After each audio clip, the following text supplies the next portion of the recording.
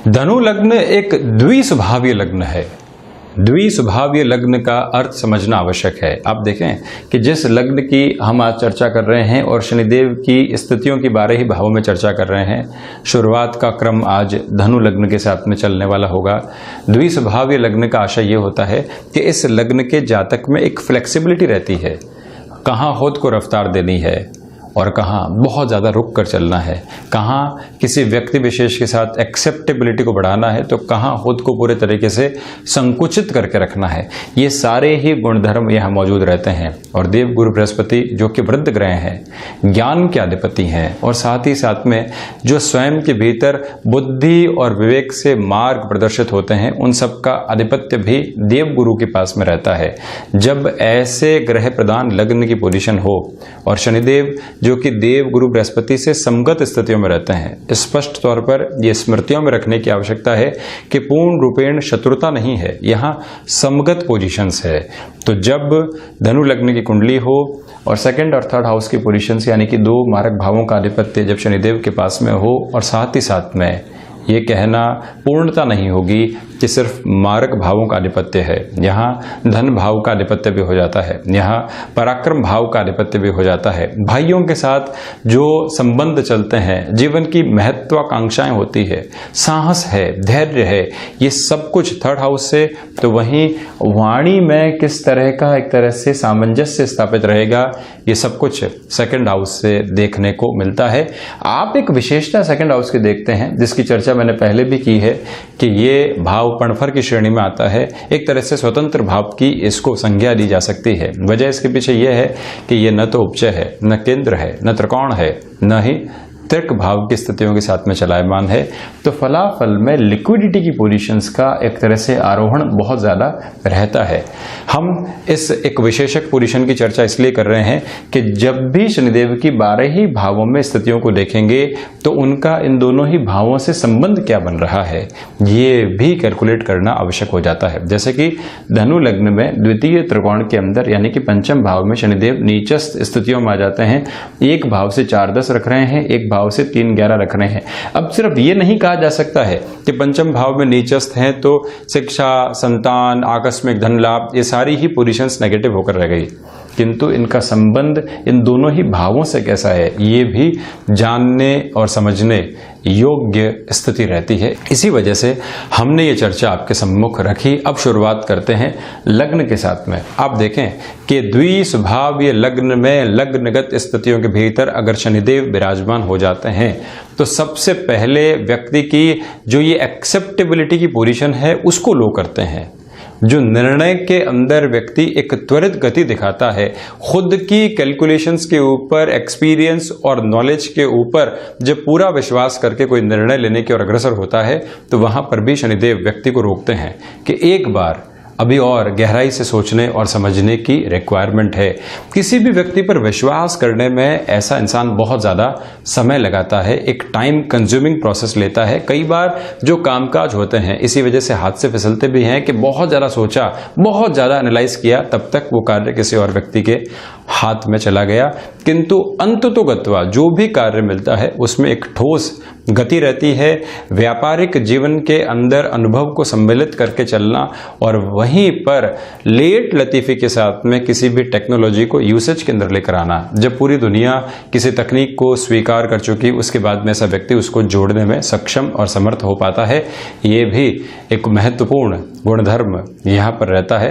किंतु जब व्यक्ति को विद्रोह का सामना करना पड़ता है तो वो और ज़्यादा तीव्रता के साथ में लोगों के सम्मुख आता है, यानी कि जहाँ उसके लिए नेगेटिव अप्रोच या कॉन्स्पिरेसी की पोजीशंस रखी गई वहां उसका सामना करने के लिए उसके भीतर दुगनी ताकत हमेशा मौजूद रहती है।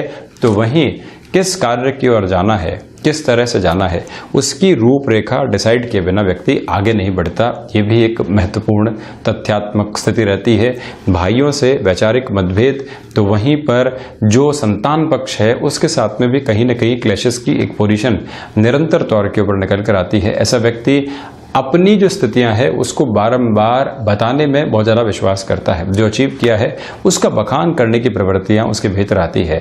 अब आप ये कहेंगे कि शनिदेव की प्रवृत्ति ये नहीं है, किंतु जब ज्ञान के अधिपति ग्रह के एक तरह से स्थल की स्थितियों के साथ में बैठ गए, यानी कि लग्न भाव में ही विराजित हो गए, तो ऐसी प्रवृत्तियों को देते भी हैं।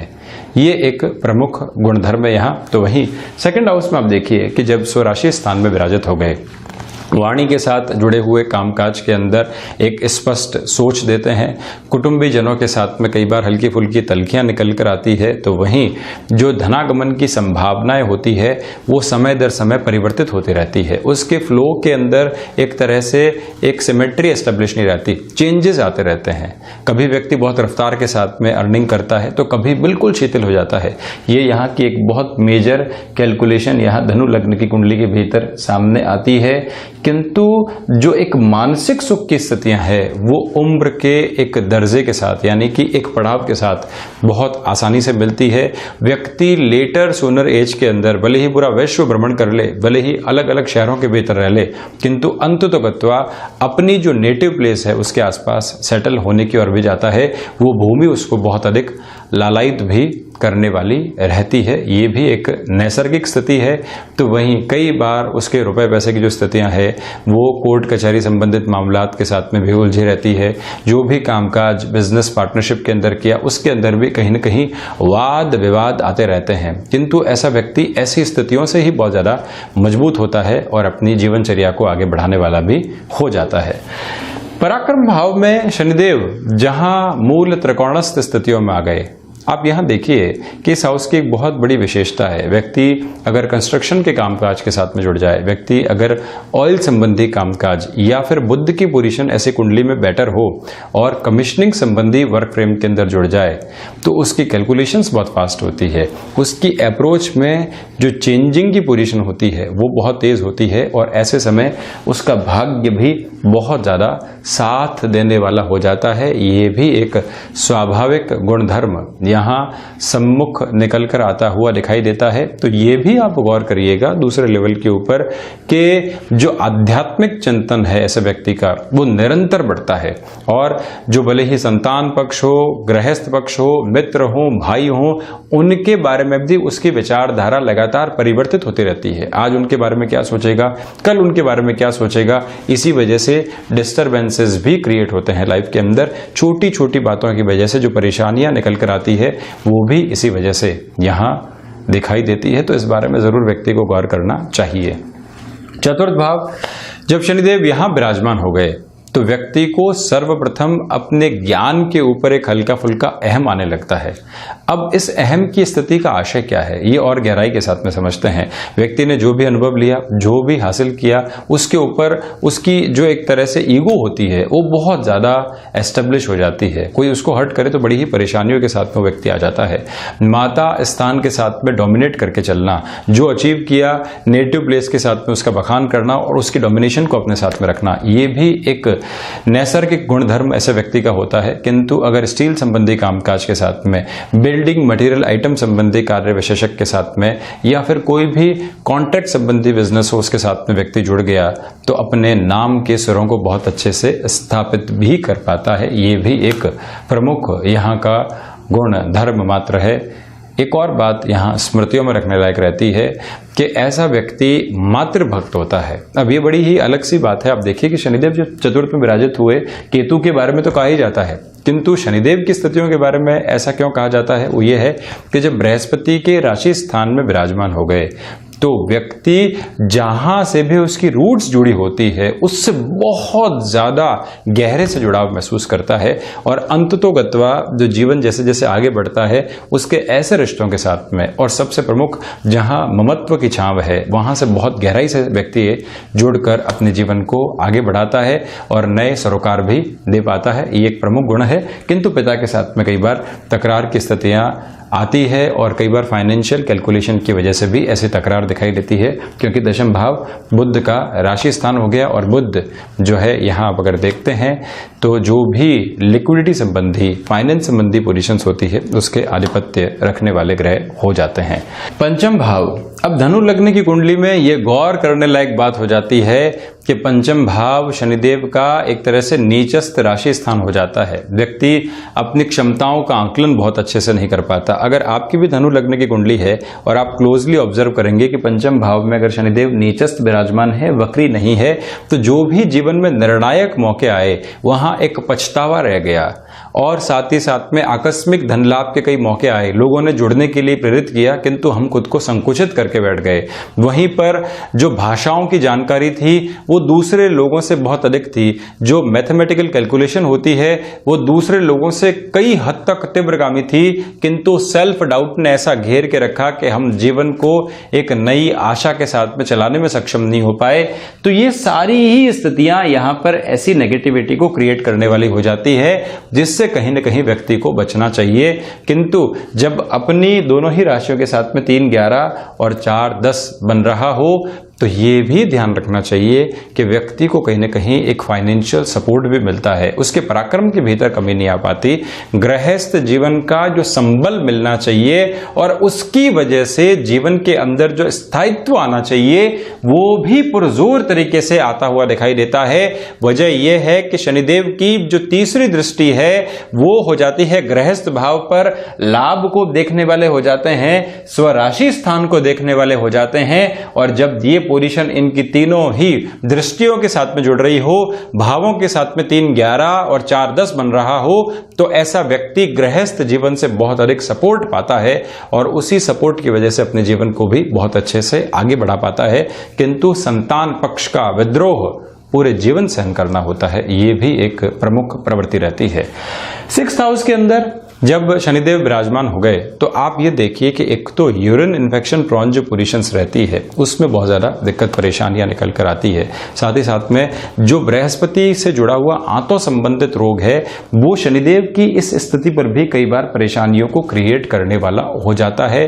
जो भी महानुभाव मधुमेह टाइप 2 डायबिटीज के साथ में जुड़ाव रखते हैं या जिनके एक तरह से ये डेफिशिएंसी बॉडी के अंदर घर कर गई, स्वास्थ्य के अंदर ये एक नकारात्मक घर कर गई, शनिदेव यहां एक तरह से उसको कंट्रोल करने वाली अप्रोच में हो जाते हैं। इसको और थोड़ा सा डीपर सेंस में समझने की आवश्यकता है कि ये जो मधुमेह की बीमारी है ये शुक्र संबंधित पोजीशंस के साथ में है। शनिदेव उनकी मित्रगत स्थितियों के साथ में जुड़ाव रखते हैं। अगर शुक्र की ऐसी कुंडली के अंदर पोजीशन थोड़ी सी स्टिफ हो जाए, यानी कि षष्ठात षष्ठ की स्थितियां हो जाए, ये मैंने क्यों कहा है उसके पीछे कारण जानना आवश्यक है। 6th हाउस रोग भाव, अगर इसको लग्न भाव मान लिया जाए, रोग का अगर लग्न देखा जाए तो 6th हाउस हो गया। यहां से जब आप 6th हाउस की पोजीशन देखते हैं तो इसको हम ज्योतिषीय भाषा के अंदर कहते हैं षष्ठात षष्ठ, 2 जगह का आधिपत्य, यानी कि 2 रोग की स्थितियों को देखने का आधिपत्य जब शुक्र के पास में आ गया, वो ऐसी कुंडली के अंदर कमजोर पोजीशंस में विराजमान हो गए और शनिदेव उनके राशि स्थान में हो तो ऐसे रोग के ऊपर एक रोकथाम लगती हुई भी दिखाई देती है। किंतु बारंबार वो रोग निर्णायक मौकों के ऊपर ऐसे व्यक्ति को परेशान करता है, क्योंकि शनिदेव की तीसरी दृष्टि यहां हिडन हाउस के ऊपर हो जाती है और मानसिक व्यय, जीवन के जो एक तरह से खर्चों के साथ में जुड़ी हुई स्थितियों का स्थान है वो है द्वादश भाव। शनिदेव का जब यहां पर भी पूरे तरीके से दृष्टि निक्षेपण हो तो ऐसी परेशानियों में व्यक्ति खुद को घिरा हुआ तो पाता है किंतु एक कंट्रोल्ड अप्रोच में भी चलता है। ये एक महत्वपूर्ण गुणधर्म है यहाँ का। 7वें भाव में आप देखें कि जो एक तरह से फाइनेंशियल कैलकुलेशंस होती है वो बहुत बेटर लेवल के साथ में बनी रहती है। शनिदेव 10वीं दृष्टि से जब चतुर्थ भाव को देखने वाले हो जाते हैं तो जो भी वाणिज्य संबंधित कामकाज है उसके अंदर एक बेनिफिट की अप्रोच को भी लेकर आते हैं। ये भी एक बहुत बड़ी जो है पॉजिटिविटी है। तो वहीं आप ये भी देखेंगे कि ऐसे व्यक्ति के ससुराल पक्ष के साथ में कोई न कोई तलखियों वाली स्थितियां बनी रहती है। व्यापारिक जीवन के अंदर साझेदारों को बार बार जोड़ना, उनसे दूर होना, ये भी एक नैसर्गिक गुणधर्म ऐसे व्यक्ति का रहता है जो बारंबार देखा गया है ऐसे हॉरोस्कोप के साथ में। गृहस्थ जीवन के अंदर कुंडली बिलान को बहुत ज़्यादा तवज्जो ऐसी पोजीशंस के अंदर देकर चलना चाहिए। 8वां भाव यहाँ आप देखें कि व्यक्ति कई बार लिक्विडिटी का हनन बहुत ज़्यादा करता है, खर्चों के साथ में अत्यधिक तौर के ऊपर चलने वाला होता है, और जो हिडन प्रॉब्लम्स जीवन में कई बार निकल कर आती है वो भी डिस्टर्बेंसेस के मानक को तय करने वाली होती है। और ऐसे खर्चे कई बार व्यक्ति मित्रों के साथ में, दूसरे लोगों के साथ में करता है जिसकी आवश्यकता कतई नहीं थी, जो डिस्टर्बेंसेस को क्रिएट करते हैं। विदेश आवागमन के अंदर ऐसे व्यक्ति के खर्चे बहुत ज़्यादा निकल कर आते हैं। द्रव्य संबंधी कामकाज से बचना चाहिए। ऐसे जातक को लिक्विड संबंधी जो भी वर्किंग फ्रेम हो उससे जितनी दूरी बनाकर रखता है उतना बेहतर है। कई बार शिक्षा संबंधित जो कामकाज होते हैं, हालांकि बृहस्पति से संबंधित है, किंतु यहाँ आप शनिदेव की जो स्थितियां देखते हैं वो कहीं ना कहीं पंचम के साथ में जुड़ी रहती है। तो शिक्षा के साथ में जो जुड़ा हुआ एक तरह से बिजनेस का फ्रेम होता है, वहां ऐसा व्यक्ति बेनिफिट पाता हुआ देखा गया है। भाग्य भाव के भीतर जब सूर्य की राशि में शनिदेव विराजमान हो गए, व्यक्ति अंततोगत्वा आध्यात्मिकता के शिखरत्व को भी अचीव करने वाला होता है। मैंने मेरे जीवन में कई बार ऐसे लोगों की कुंडलियां देखी है कि जिनके यहाँ धनु लग्न की कुंडली में भाग्य भाव में शनिदेव विराजमान हो गए। एक उम्र ऐसी आई जहां अपने भीतर इतने रम गए, रच बस गए कि किसी से बात करने की इच्छा तक भी नहीं होती। भीतर इतना आनंद बस गया है, ऐसी आध्यात्मिकता प्रस्फुटित हो गई है, भीतर झरनों का ऐसा निर्मल प्रवाह है कि कोई भी व्यक्ति कुछ भी कह दे, रिएक्टिव अप्रोच नहीं आ पाती। कोई भी व्यक्ति कुछ भी समझाने का प्रयास करे, उसको बहुत अच्छे से समझ लेंगे, किंतु कार्य अपने हिसाब से करेंगे। जीवन सम्यक स्तर पर चलता है। ऐसे स्थितियों के भीतर व्यक्ति अपने जीवन में इतने अनुभव ले चुका होता है, संघर्षों के साथ में निकलकर अपने जीवन को इस तरह से ढाल चुका होता है कि प्रवृत्तियां बहुत स्पष्टता के साथ में उसको आगे लेकर जाने का कार्य भी करती है। ये एक स्थिति। तो वहीं उच्च शिक्षा में यांत्रिक विद्या के साथ ऐसा व्यक्ति बहुत गहरे से जुड़ पाता है। दशम भाव, यहां आप देखिए कि ऐसी स्थितियों के भीतर व्यक्ति राजनीतिक क्षेत्र के अंदर जो एक तरह से किंग मेकर की भूमिका होती है, वहाँ बहुत अच्छे लेवल के रोल को प्ले करता है। मैनेजमेंट के साथ में उसकी जो एक तरह से क्षमताएं होती है बहुत निखर कर आती है। पिता के साथ व्यापार में अलगाव और कहीं न कहीं अलग से बिजनेस करने की पोजीशंस को भी एस्टेब्लिश करना ऐसे व्यक्ति की हमेशा से मंशा भी रहती है। किंतु ये उत्तरोत्तर बली केंद्र है। आप देखें, प्रथम केंद्र, द्वितीय केंद्र, तृतीय केंद्र, ये चतुर्थ केंद्र, जिसको उत्तरोत्तर बली केंद्र भी कहते हैं, क्योंकि कर्म की स्थितियां यहां से देखी जाती है। ऐसे व्यक्ति को थकान पूरे जीवन महसूस नहीं होती। 70, 75, 80 वर्ष की उम्र तक भी वो लगातार अपने काम काज में जुटा रहता है। एक जो कर्म योगी की परिभाषा है वो पूरे जीवन यहां जुड़ी रहती है। ये एक बहुत महत्वपूर्ण वरदान रहता है ईश्वर का, जब शनिदेव यहां दशम भाव के भीतर ऐसी स्थितियों में विराजमान हो जाए। एकादश भाव, स्वयं अपनी उच्चस्थ स्थितियों में जब शनिदेव आ जाएं और जब धनु लग्न की कुंडली हो, तो आप ये देखते हैं कि जुडिशियल सर्विसेज के अंदर, न्यायिक सेवाओं में, अधिवक्ता संबंधित कामकाज के अंदर और एक तरह से राजनीतिक पृष्ठभूमि के अंदर संगठन के कार्य हो गए, एक तरह से चेहरा बनकर जो कार्य करने हो गए, या फिर जो साम दाम दंड और भेद अपनाकर जिस कामकाज की ओर आगे बढ़ना हो, ये सारी ही प्रवृत्तियां यहाँ शनिदेव नैसर्गिक तौर के ऊपर देने वाले हो जाते हैं। वहीं संतान पक्ष के साथ में विद्रोह और ये मुगालता और ये गफलत, साथ ही साथ में रिग्रेट, तीनों ही स्थितियां पूरे जीवन रहती है कि संतान ने हमारी बात उस हिसाब से सुनी नहीं, या हमारे जो निर्णय थे उनका सम्मान इतने अच्छे से नहीं किया। ये भी एक बहुत महत्वपूर्ण पोजीशन है। अब चर्चा द्वादश भाव की। जब मंगल की राशि में शनिदेव विराजमान हो गए, व्यक्ति को फ्लक्चुएटिंग अप्रोच के अंदर कई बार उसके स्वास्थ्य संबंधी स्थितियों में परेशानियों से घिरता हुआ देखा जाता है। जब भी किसी कार्य की एकदम पॉजिटिव अप्रोच आने वाली हो, पीक आने वाला हो, डिस्टर्बेंसेस क्रिएट हो जाते हैं उसके सामने, एक नेगेटिविटी आ जाती है उसके सामने स्वास्थ्य को लेकर। इस लिहाजा बहुत ज़्यादा ध्यान रखने की रिक्वायरमेंट रहती है। विदेश में सेटल होने की कोशिश करना और वहाँ पर असफल हो जाना, किंतु बारंबार प्रयास के बाद में कहीं न कहीं सेटल होने की ओर भी जा पाना, ये भी ऐसे व्यक्ति का एक प्रमुख लक्षण रहता है। किंतु समय दर समय जैसे स्वास्थ्य संबंधी स्थितियां नकारात्मकता देती है, वैसे ही भाग्य भी कहीं न कहीं सपोर्ट करने वाला होता है, जिससे कि जीवन की स्थितियां सुगम तरीके से चलती चली जाती है। तो ये था धनु लग्न के महानुभावों के लिए शनिदेव का 12 ही भावों में प्रभाव और एक तरह से क्या फलाफल सामने निकल कर आते हैं उसकी चर्चा। हम ऐसी ही और कई चर्चाओं के साथ में, जानकारियों के साथ में, अनुभव जनित विश्लेषण के साथ में हाजिर और उपस्थित होते रहेंगे। धन्यवाद और हृदय से आभार।